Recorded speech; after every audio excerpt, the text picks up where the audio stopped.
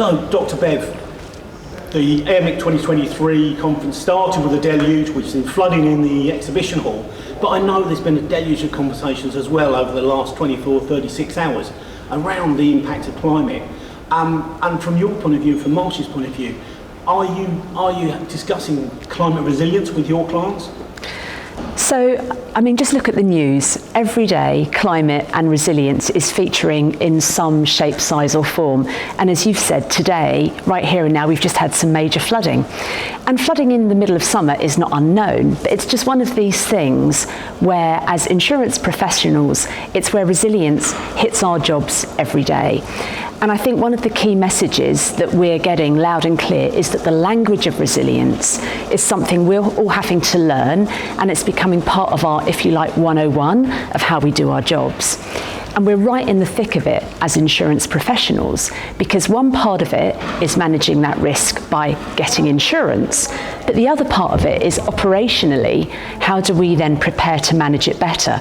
So this lovely venue that we've got here, they're going to have a flood response plan, and they're going to need to recover from this event, look at it and build in more resilience.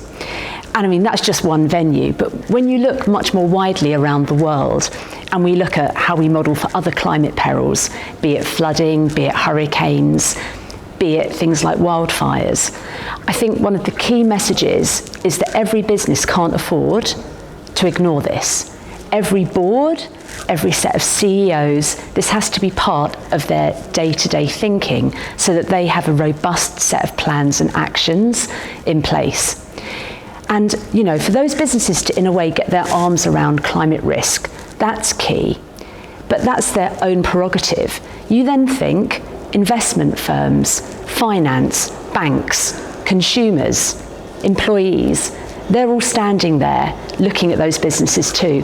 And one of my favourite sayings is, if you don't assess your own climate and ESG risk, somebody else will. And so they have much more of a, I guess, open shop front to make sure that they're really handling it well and effectively. And so I think my message for this AIRMIC is that last year, climate was a hot topic. We had a panel and it was really lively, lots of discussion. 1 year on, there's even more rules and regulations. TCFD applies to more businesses.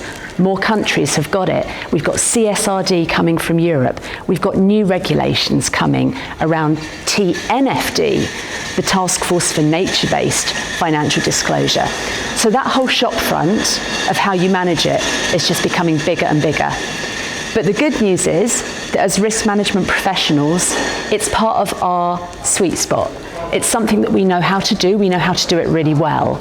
And whether that's through modelling the risks and then building what I like to call adaptation and resilience plans, we've got a playbook for that at Marsh. And so part of my job is giving comfort to all those execs where it hasn't been perhaps part of their language. Perhaps they're not fluent in climate yesterday, but this day and going forward, that's how we help them move forward.